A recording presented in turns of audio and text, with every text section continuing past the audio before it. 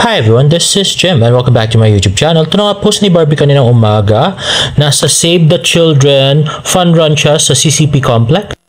At pinost nga niya yung tinakbo niya kaninang umaga sa kanyang Strava app. Ayan, a run for Save the Children. Ayun.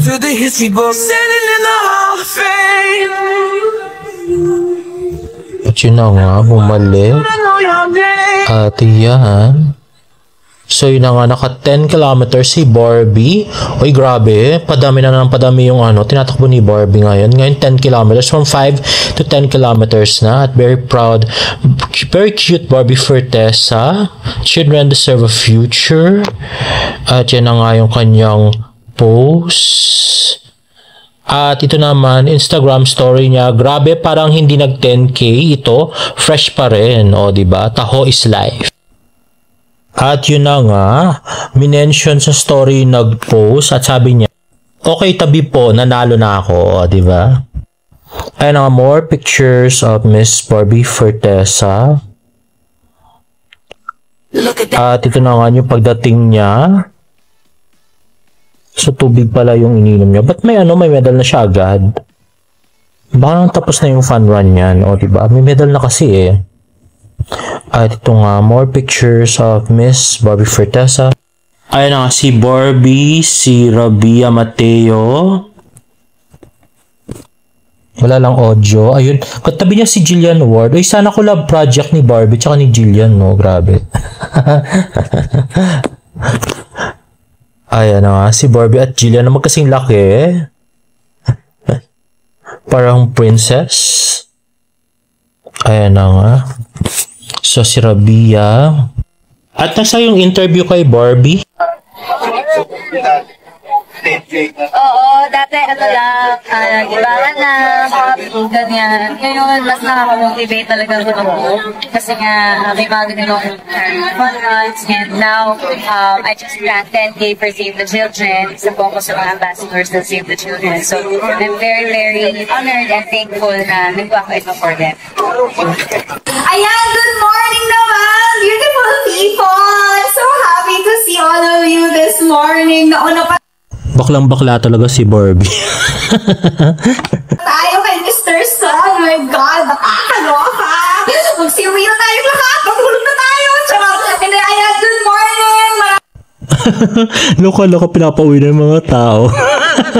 Maraming salamat for joining and for running for a good cause. Maraming salamat. Syempre, I am here on behalf of Save the Children. I am one of the ambassadors and I'm so happy to represent. Very proud to represent Save the Children.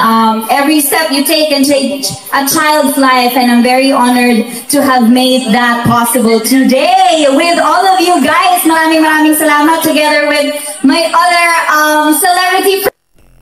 At ito, next naman ay galing sa TikTok ni Jenny Locto. Ayan, Barbie running. Oy, wow. Ang bilis-bilis na ba tumakbo ni Barbie? At in Instagram story nga ni Barbie, nagpunta siya sa JDC Garage. Uy, sa Makati yan. At after ng Save the Children, ay tatakbo na naman si Barbie bukas. Nagpa-register siya sa Takbo Babae 2025, April 30. Akad Oval, UP Diliman at 5:30 AM. Gun starts at 6 AM. Uy, grabe si Barbie. Araw-araw fun run. Iba ka na talaga, barang. At next ay pinost niya sa kanyang Instagram story. Nagbabasa siya ng bagong book. Ashley Forster's A Noble Love Story. Wow! Ito na ang sisimulan ko na. Salamat dito, Isabel Ortega. Uy, wow. Close na sila ni Isabel Ortega. At next ay pinost si David Licaco sa kanyang TikTok. Samahan ng Makasalanan showing on April 19 in cinemas. Let's watch this. Hanggat may naniniwala, pwedeng magsimula. Hanggat may naniniwala, pwedeng magsimula. Game. Hanggat may naniniwala, pwedeng magsimula.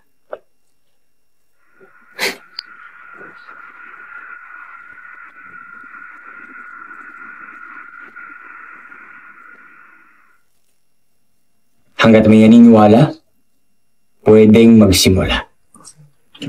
Galing. At syempre si Kenzie nga ay may sabi ng galing. At tingnan nyo ang itsura ni David. Sinabi yun ang galing, grabe.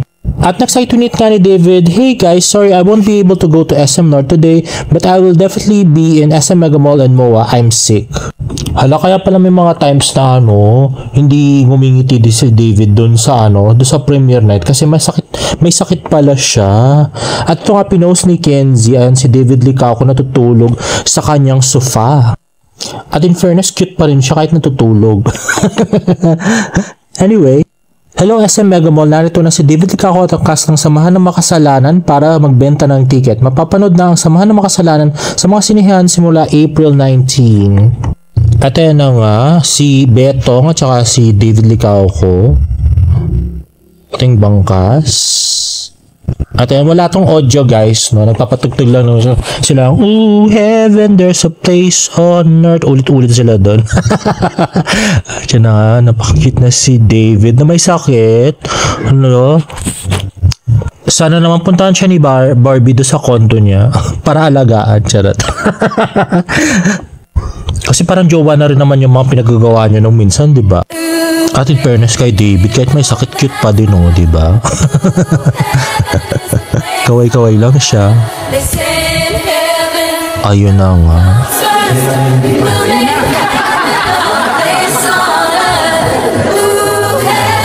Yun pala yung sinabi niya, bumili na kayo ng ticket. Anyway, at next nga is David Licauco and Barbie Fortesa ay nasa 24 oras kanina. Let's watch this. At ang pa-reminder ni Barbie Fortesa, kung gustong sulitin ang fitness routine, get those bodies moving. You just have to want it and you just have to start. Whatever it is, whatever type of fitness activity that you want to do, either gym or ito nga, takbo or any type of sport, you just have to start. You just have to begin. Sinuportahan ng 4 na Kapuso Stars ang fun run ng Save the Children Foundation. Nagiging fit na sila, nakakatulong pa sa mga kabataan. At next ay yung Holy Week plans ni David at Barbie. Let's watch this. This Holy Week, I will be with my family. Tuwing Semana Santa, nakaugalian na raw ni Samahan ng mga Makasalanan star David Licauco at ng kanyang pamilya na magbisita iglesia. We will do the 7 churches, bisita iglesia. Yun kasi yung family tradition namin the past years. Sana magbisita iglesia sila sa may Laguna, no kay Barbie. Grabe. Pero hindi pala sinabi ni Di kung saan siya pupunta. Dati kasi sa Tagaytay sila nagbibisita iglesia, di ba? Si Barbie Fortesa naman, susulitin ng quality time this Holy Week. I-maximize ko ang Holy Week break ko and I'll spend time with my family. Sa bahay lang. Ayun, si Barbie bahay lang. Kasi alam ko may isang taping pa yata siya ng Holy Week for Beauty Empire. At next naman ay nag-tweet ulit si David na, "Hey guys, super sorry but I won't be able to make it to Kuya Korea to meet and greet tomorrow at SM Clark. I'm feeling under the weather and I need to rest up. Sending my love to everyone. Thank you. We'll reschedule." Grabe, mukhang masakit talaga yung pakiramdam ni David kasi pati yung bukas sa Kuya Korea, SM Clark ay kinancel niya, no? Sana gumaling na siya. Pagalingin mo siya, Barbie. At tweet nga ni Eats, "Kaya nakapagtanto ko na mali ako sa pag-judge sa'yo, Miss Barbie. Dati, I'm sorry for that. Always remember that you are one of a kind at patuloy mo lang yan. God knows how good person you are. Kayo ni David ang naging inspiration ko. How to be good and understanding person too." At nag-tweet naman na si Barbie ng, "No need to say sorry. Just remember to always be kind and see the good in everyone." Uy, wow. Grabe yung quotes ni Barbie. Nakaka-inspire. Kaya siya, super... Kaya Miss Congeniality si Barbie talaga. Maraming friends. At to post ng GMA Pictures, ang dami nang bumili ng ticket. Ayan na nga yung nagbenta sila ng ticket kanina. At kasama ang may sakit na si David na kailangan ng kisulin at yakapsul ni Barbie. Grabe, no? Ay, nako. Na-imagine ko na kung paano siya alagaan ni Barbie. Charot. Anyway guys, if you like this video, please give it a thumbs up and please subscribe to my YouTube channel for more Bardo updates. See you in my next vlog. Bye!